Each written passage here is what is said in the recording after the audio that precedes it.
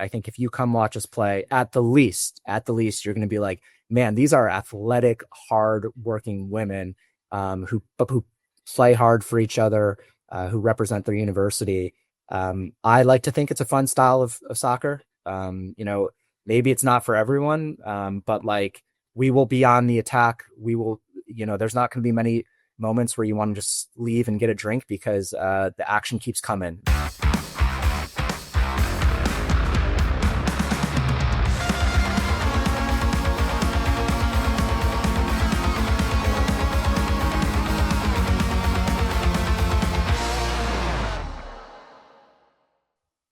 Pay heed all who enter and beware of this podcast.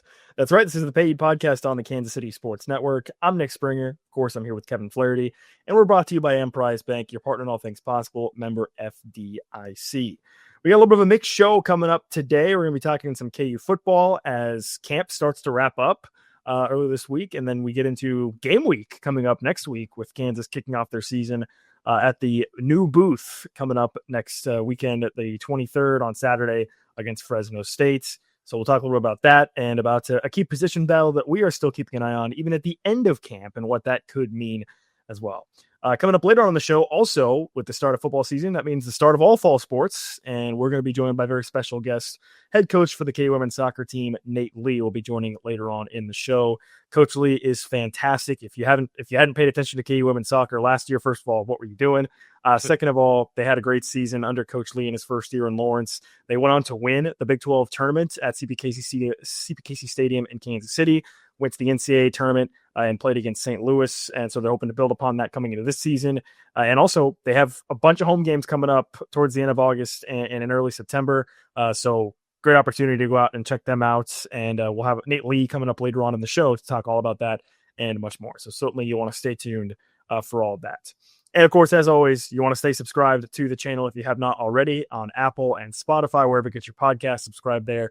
You'll also want to be sure to subscribe over on our YouTube channel as well at Kansas Jayhawks KCSN, because with the start of football season is the start of our live post-game reaction shows for each game. So every game over the course of the season for KU football, we will be live on our YouTube channel at Kansas Jayhawks KCSN, usually within 15-20 minutes of the conclusion of the game. We'll be live for instant reaction shows, breaking it all down. You can join us there. You can join our live chat on YouTube, share your thoughts, join in on the conversation with other great KU fans as well.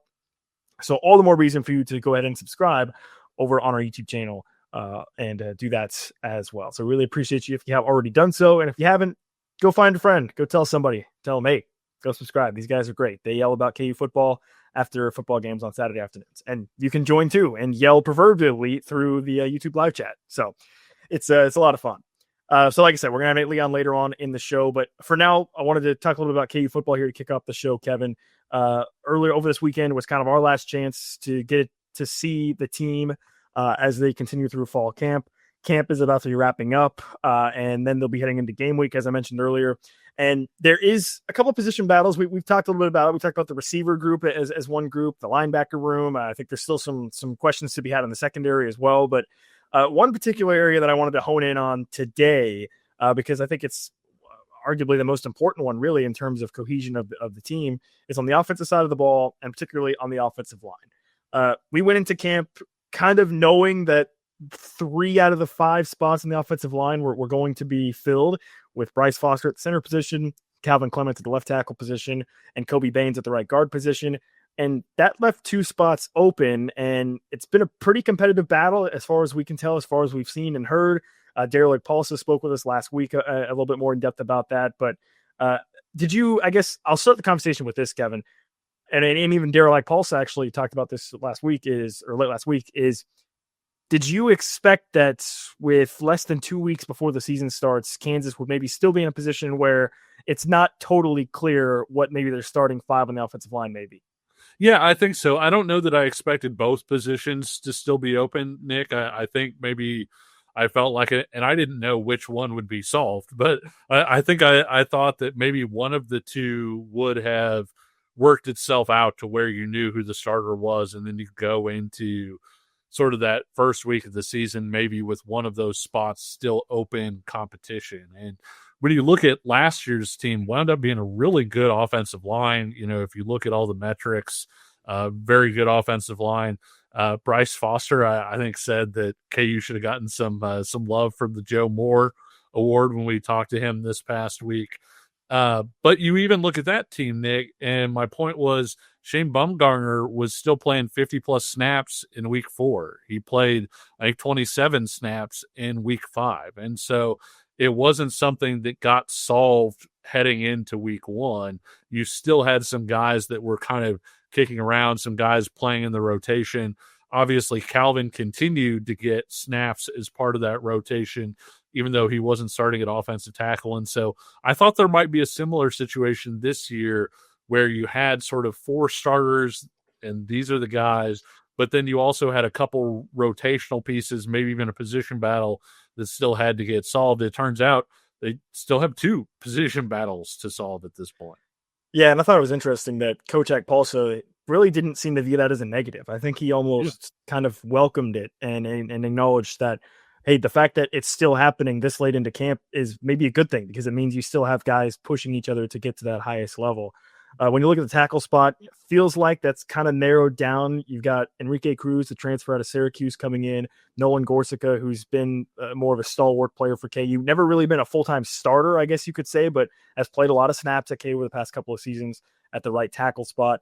When you look at the guard position, that's the one that, to me, I guess, just sort of trying to read the tea leaves a little bit. That's the one that seems to me that there's a bit more of an intense competition in terms of who might get that spot. You've got James Livingston, you've got Tavaki Tuikolovatu from UCLA, you've got an Amir Herring in there as well, battling for that spot.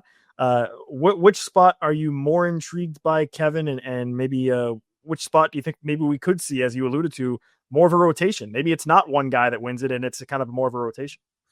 Yeah, I think that you could see a rotation sort of at that guard spot. I think that they've been pleased with a few different people there, and so it wouldn't surprise me at all to see, say, James Livingston win that guard spot, Tavake Tuikolovatu, to get reps, or vice versa, and Amir Herring, kind of thrown into that group. At right tackle, I think it's maybe one, I don't want to say that would get solved, before the first game, but I think it feels like there's maybe a likelihood that position could at least have somebody with a little bit of an edge, even if it's a razor thin edge heading into that opener. Of course, as we've seen with this Leipold staff and pretty much every college football team across the country as well, who starts your first game isn't necessarily who's going to be starting your 6th game, your 8th game. And you can do that for a lot of different reasons. One is just ineffectiveness. Maybe somebody isn't playing as well. You give the other guy a shot and he winds up playing extremely well, and you've got it solved. There's injuries and all those different things. And to your point, I think that's part of the reason that Agpalsa and to a lesser extent Lance Leipold haven't seemed all that concerned about the offensive line stuff. Is you're going to need more than 5. You are going to need 6, 7, 8, 9 guys over the course of the season. And so I think the fact that they've had guys like Amir Herring, he was another guy that Bryce Foster kind of singled out, just sort of, hey, this is a guy that got reps while I was out, and he made the most of those reps. I'm back. So, Bryce Foster is going to be the starting center for Kansas. Sorry if I ruined KU's depth chart by putting it out there. But Amir Herring did enough in that open sort of center spot when Bryce Foster was out that they said, hey, let's give this guy a shot. He's starting to earn some trust. And that's something that Foster talked up about Amir Herring. And so I do think that there have been some opportunities there when you look at Tavake Tuikolovatu missing a lot of the spring, maybe cost him a chance to come in and really put his foot down in that competition. Enrique Cruz didn't arrive until late, and I thought Nolan Gorska has done some good things. We've even heard some positive things about Jack Tanner, sort of being better right now than he was at the start of camp. And so I do think that this is a group that they feel pretty good about. I don't know that these are the starting 5, but we may have 8 or 9 guys that we can send out there on a Saturday and feel pretty good about. Yeah, a quick note on Bryce Foster. You mentioned it. He was out to start camp with had been dealing with an injury that he'd suffered in the off season. He said it was just kind of a freak thing while training in the off season. Got it taken care of. Seems like he's full go, 100% ready to roll for the start of the season. That's obviously restrictor plates are off. That became the theme of the day, I guess, was the term restrictor plates. And there was a great opportunity for me, Kevin, to flex some of my NASCAR knowledge because I'm a big NASCAR guy. Because one of the other media members, I won't name names specifically, but while we were there, was kind of asking what that means. And for those that aren't aware, in NASCAR, for example, when they race on super speedways, they call it restrictor plate racing. And all that is it's a restrictor plate that limits the amount of horsepower that you can really fully achieve when driving. The reason they do that is so that the cars don't go 300 miles an hour and their engines explode when they're driving on super speedways. But in this context, it's great because if there's no restrictor plate, it's basically meaning that, that means that it's full go, maximum horsepower, and everyone's good to go. So that was sort of the saying, I guess, of the day. And yeah, Bryce Foster said that as well as I think Bryce Foster himself, Lance Leipold, and Daryl Paulsa all used that phrase, if I'm not mistaken, to describe that situation. So that's obviously positive news for KU. And then yeah, you kind of outlined it as well. I think when you look at the right tackle spot, Enrique Cruz showed up in the summer. And let's face it, I mean, Lance Leipold typically has a little bit of deference towards guys that are already in the program, guys that have, already been there. And so maybe that means Nolan Gorska's got the edge to start the season, but Enrique Cruz maybe could still overtake him at some point during the season. Kind of same deal at the guard spot when you think about a James Livingston and Amir Herring, two guys that have now been in the program versus Tavaki Kualavatu. I'm going to get that nailed down. Don't worry. Being injured in the spring and then getting going in fall camp. So, I don't think it's a bad thing. And I'm tending to agree with sort of the casualness that Daryl Paulson and Lance Leipold are taking with this issue, because as you said, injuries could happen. You're going to need that depth. And if it's truly a position battle all the way up to opening kickoff of the first game of the season, that's not a bad thing, because that means that you probably have two guys that are really pushing equally hard. I don't think, but let me say this, and I don't mean to throw this in any shade or anything, Kevin. This is not a 2015 KU football position battle in that it's who doesn't suck less. Okay.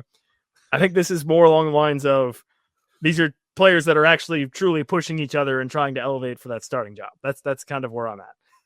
I believe the polite way to put it, or the way that I've typically put it is, a lot of times you need a guy is playing because you need him to play. Whereas in this case, it's because a guy is good enough to play versus just sort of, hey, this freshman came in, the roster's a mess. We need this guy to play as a freshman versus, hey, this guy could play as a freshman because if he does play as a freshman, it's because he's good enough, not because there's a giant gaping hole on the roster. So correct. Yeah. Correct. Yeah. Or transfers too. Yeah. Yes, exactly. Exactly. So yeah, that's kind of the latest on that position battle that we've been keeping an eye on over the course of camp, as camp is pretty much concluded. And by the way, I mentioned this on our last show, but Media Day for KU football is coming up later this week. So if you're listening to the show, on Monday night or sometime on Tuesday, Thursday is the day for Media Day for KU. It's the best way to describe it is organized chaos, and that there's going to be an opportunity for us to quickly speak with about 60 different players. Obviously, a lot of guys that maybe we've already had a chance to speak to a little bit over the course of camp or back in the spring. So I view it as a fun opportunity to ask some different questions. So if you, the listener, maybe have something you want us to ask some of the players when we get a chance to speak with them really quickly at Media Day, drop a comment, share your thoughts. Let us know what you want to know about the players. We had somebody say that we should ask them about the rivalry games, and I think that's a pretty good one. Obviously you have K-State, and then you have Missouri as well. I'm curious about the Missouri one though, because truthfully, for a lot of these guys, probably maybe aren't totally familiar with that rivalry. I think you haven't played Missouri in almost a dozen years at this point, and I think the rivalry is still certainly hot as ever among the fan bases. But maybe for the players on the field, they might not totally feel that way until they get a chance to actually get out there and be in the game. So that could be a fun one. It could be a fun question. But yeah, that's coming up later this week. And of course, we're going to have a lot of coverage of that. We're going to try to grab snippets from all these players, mash them together. So you want to stay on the lookout on our YouTube channel for some videos of having a chance to hear from all those different guys. Should be a lot of fun. And then, of course, we're recording this on Monday afternoon. a week from today, a week from Monday, is going to be the start of game week, in which there's going to be an official depth chart released from Lance Leipold. And I can already hear Lance Leipold saying, oh, well, it's a depth chart. It doesn't mean anything. Blah, blah, blah. But obviously, it gives people like us some great talking points to go over to start the season. So looking forward to that. And then, of course, we'll be rolling right into the start of the season coming up next Saturday, the 23rd. So looking forward to all of that. Should be a lot of fun. Speaking of something I'm looking forward to, we're going to take a break. And when we come back, we'll have a chance to hear from Nate Lee, the head coach for the KU women's soccer team, as they also prepare to start their season in Lawrence. Coach Lee, so grateful, as always, to get a chance to speak with him. We talked to him last year. He was fantastic. After his first season, they went on to win the Big 12 tournament in Kansas City, made it to the NCAA tournament. So when we come back, we'll have a chance to talk with Nate Lee, the head coach for the KU women's soccer team. Looking for tickets for your next event? Tickets for Less is your number one source. Save big on every purchase when you use promo code KCSN at ticketsforless.com. Success in real estate takes more than vision. It takes the right financial partner. When someone takes something rundown and turns it into something great, that's called a comeback story, like Brain Group. They take distressed properties here in KC, completely rework them, and then turn them into valuable real estate. But that kind of work needs the right bank behind it. Enter Emprise Bank. They're not about cookie-cutter loans. They saw Brain Group's vision, backed them, and now they're making big moves in Kansas City real estate. Talk about your partner in possible. Emprise doesn't do one-size-fits-all financing. They invest in potential and back growth. Visit emprisebank.com/KC to learn more. Emprise Bank, member FDIC, equal housing lender. This is the Paid Podcast on the Kansas City Sports Network. I'm Nick Springer, along with Kevin Flaherty. And as promised, we have a very special guest joining us on the show today, none other than the head coach for the KU women's soccer team, Nate Lee. Coach, thanks for stopping by once again. Yeah, absolutely. My pleasure. Great to see you guys. Good to have you on, as always, as you guys get ready for your second season in Lawrence. And that's kind of where I wanted to start. You know, we talked to you a little bit in the preseason last year before you were heading into your first season. And, you know, it felt like there was a lot of still trying to get settled in, figure things out, kind of figure out your own way. I guess just for you, how much more comfortable are you, maybe you and your staff this season heading into it, knowing now you have a full off season and after last season in your back pocket? It definitely feels different this fall. We look back at last year and sometimes wonder how we even survived. And I include the players in that, right? It was just so much newness, so much teaching had to take place, very little foundation. And so it was a mad scramble to try to fit it all in this short preseason. Whereas this year we returned some experience, some know-how, some talent for sure. And we can start at a different place, right? That there are building blocks in place. We still have a lot to do. We still don't feel like we have enough time as coaches, but it certainly has a different feel this fall versus last. Winning the Big 12 tournament last year, did you think that was even possible at the start of last season?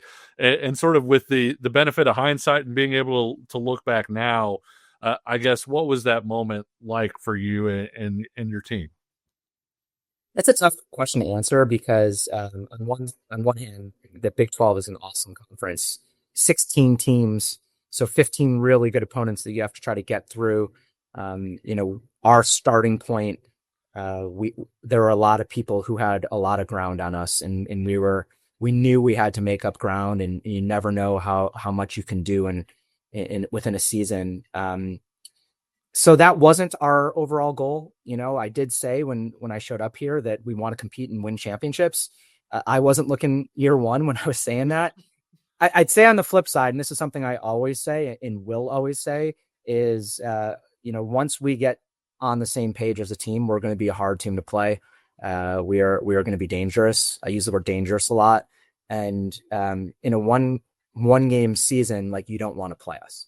And so once you get deep enough and close enough to that trophy, like when we stepped on the field, I thought we had a good chance. But August 2024, it really wasn't on the radar. Winning a championship, it's a really, really special thing. Had won, I think, 4 trophies at Xavier, 4, and only one happened to be the tournament. So hadn't been part of a tournament winning team since 2019. Again, doing it in a conference with 16 and bringing home only the third championship in program history we know it's special. We know it's unique. We know it's something that you have to savor. And it happened like under the best, most fun circumstances ever, right? 4 games in 12 days at CPKC Stadium in front of our home fans, knocked off the number 1, 2, 3 seeds in the process. Man, it was a blur. It was amazing. We'll be celebrating that one for years to come, but like now it's all out the window and now a new season begins. And that obviously led you guys to the opportunity to play in the NCAA tournament as well last season. Maybe just how important was that experience playing in the NCAA tournament as well for you and for your team also? The way I look at it, we skipped a few steps last year, and that's great in a lot of ways, right? You get to do some special things, but usually success comes over time, and it's incremental, and you have to build toward it, and you learn lessons along the way through adversity, which usually are losses. And we were able to escape that part of it in the Big 12 tournament. But with the NCAA tournament, I don't think any of the returning players had competed in it. We had to go on the road against a very experienced team with a lot of seniors. That moment, the first 20, 30 minutes, we didn't deal with it the best. And, I take a lot of responsibility for that. We can see our goal pretty early. They could have had a few more. We were really on our heels. Once we settled in the last 65, 70 minutes of it, we had it all, right? We had the ball, we had the chances. But, it was a team that wasn't going to make it easy for us. And we just couldn't find that tying one. And I do think, playing a team that had been to the last 4 or 5 NCAA tournaments and us it being our first, probably had a little bit to do with how that first half hour went. If we're fortunate enough to get another crack at it this fall, I'd like to think that we'll be more prepared. It's so tough to press in soccer because you need a level of conditioning to do it. You need to be unselfish. You need to run around not knowing whether or not your run is going to make the play. And you need to have trust that your teammate is going to cover the gap that you just left and everything. With you guys wanting to play that style, did you feel like you were able to execute that the way that you wanted to last year? And how is that looking heading into this year's, now that you have more familiarity with your players, they have more familiarity with each other and the system? Well, Kevin, I didn't see you in any of our meeting rooms, but it sounds like you were in the meetings with some of the language you're using. Yeah, we talk about it all the time, like selflessness, trust. Those are two of the key words that keep coming up when you talk about our style of play, and in particular, our press. You can't just do it for yourself because you never know when that's going to be your turn. You have to do it together. You have to trust what's in front of you. You have to trust what's behind you. You have to pay attention to detail. You have to be fit, which means you have to be a lot of things in the off season too. And it takes some time to build it into your DNA where you almost can't turn it off if you want to, which we're getting there. And then it makes it really hard to play each other. We're in the middle of intra-squad everything. It's super hard to play us because no one really plays like us. But that's the only thing we can replicate because we can't ask the players to turn it off, trying to replicate another team. And so, we scored a lot of goals off our press. We controlled a lot of games with our press. One of the things would always be special to me is our goal in the final of the Big 12 tournament came from Lexi picking off the goalkeeper clean, and then getting fouled immediately and converting PK.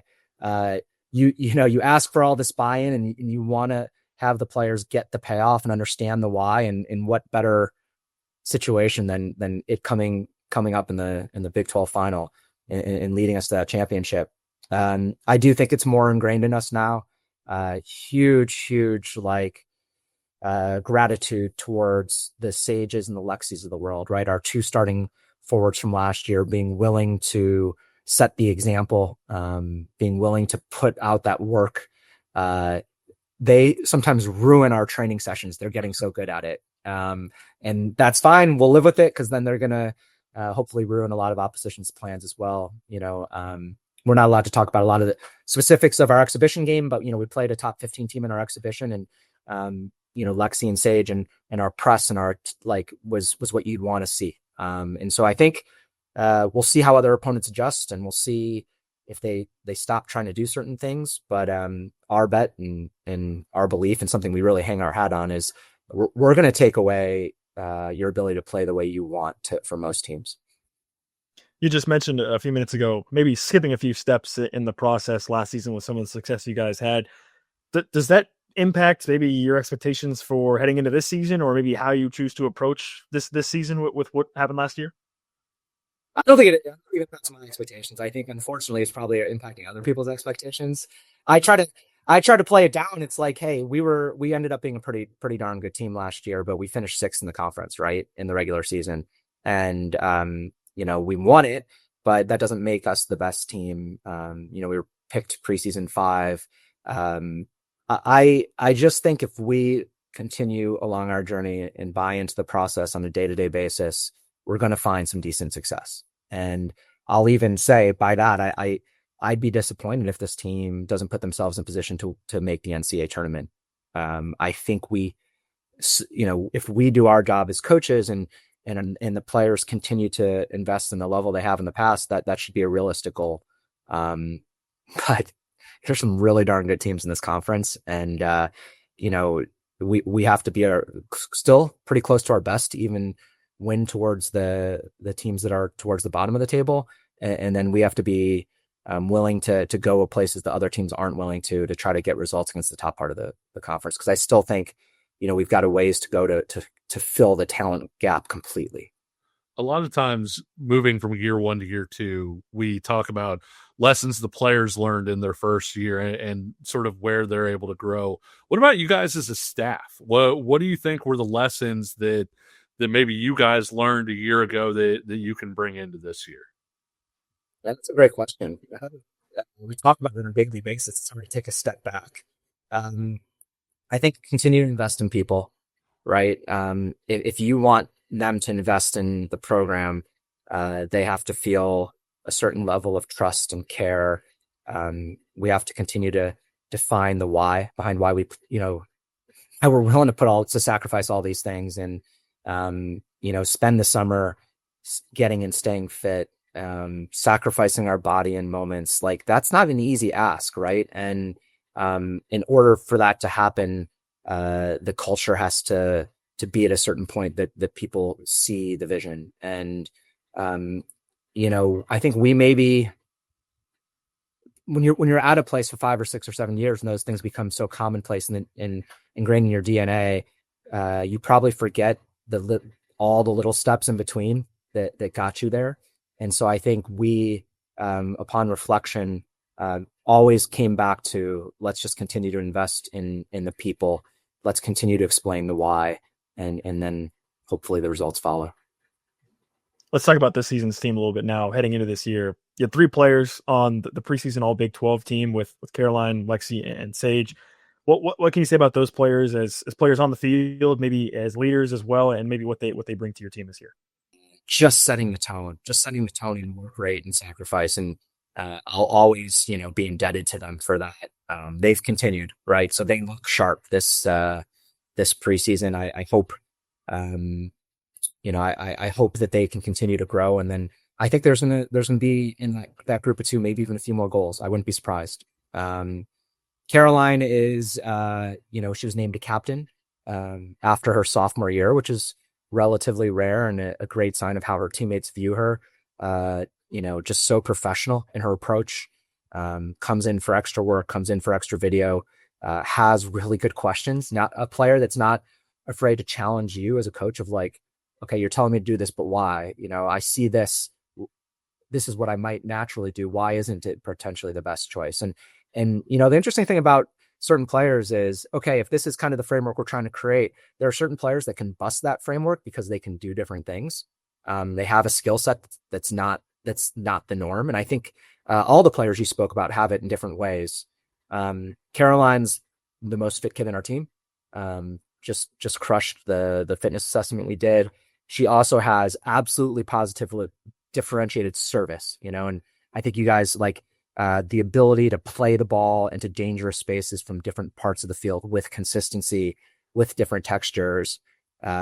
She creates so much danger for us from that particular skill set and knows how to use it. And hopefully we've put her in, pretty decent positions to use that skill set. So those three are excellent players, like personality players, and ones that can make a difference for us.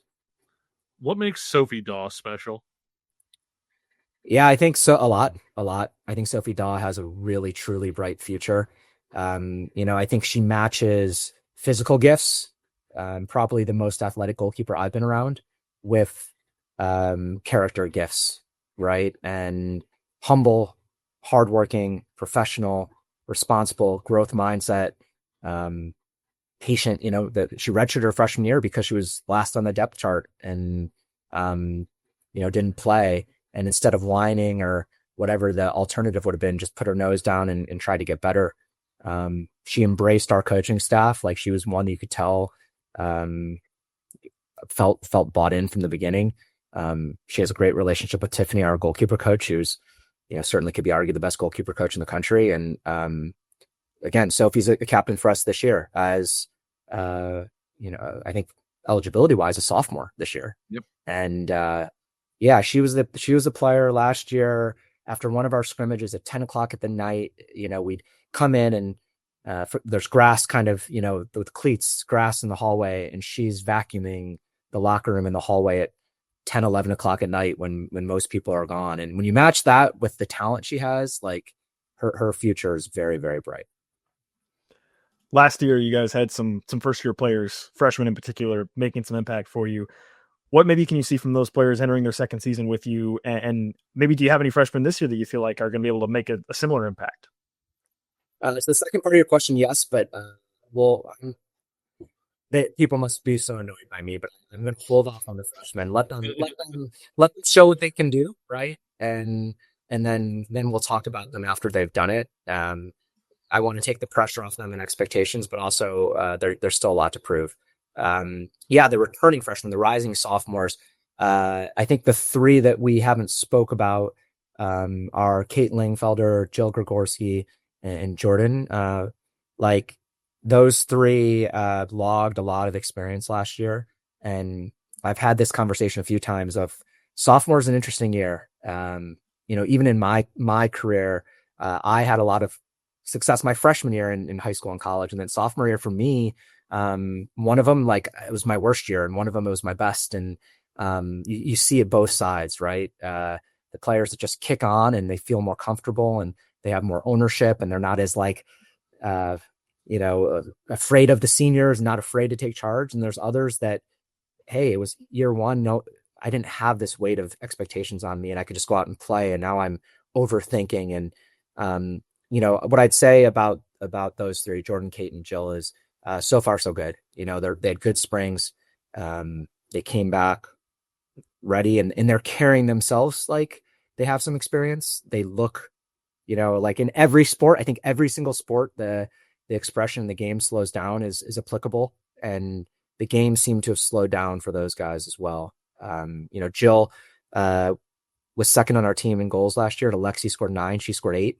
I wouldn't be surprised if Jill was right up there again. She has a nose for it, but I think she's really improved between the 18s, like in the flow of the game.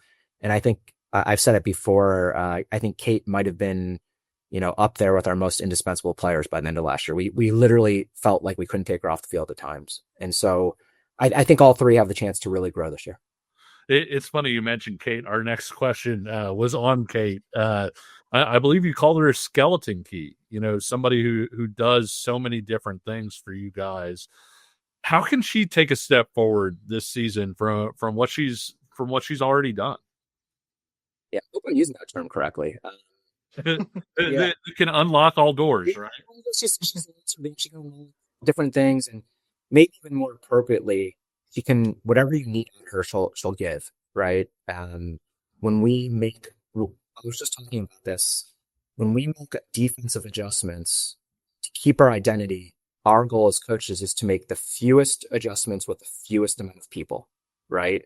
Yeah. And last year, oftentimes, if we made an adjustment, it was always Kate who had to bear the brunt of it.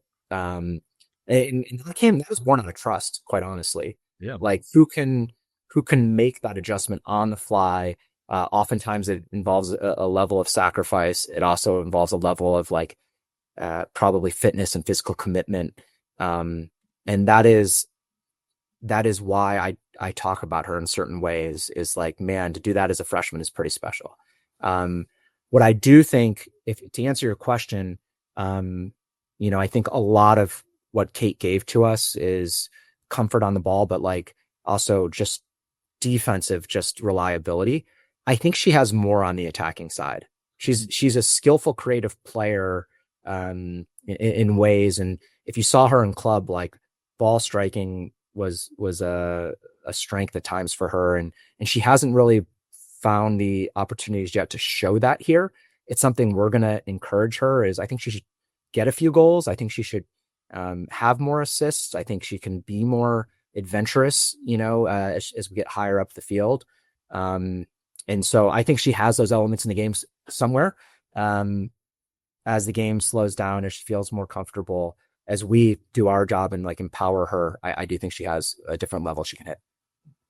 Last year, I think we talked a little bit about the Midwest as an area with a lot of talent in terms of prospects and recruiting wise and things like that. And what you've been trying to do in that area. Just what can you tell us maybe a little bit generally about what that's been like, maybe what you're seeing and how that's going in terms of seeing some of the talent that's in the area? Yeah, I mean, it exists, period, point blank. It's there. There are great players in the Midwest. There are great players in Kansas City.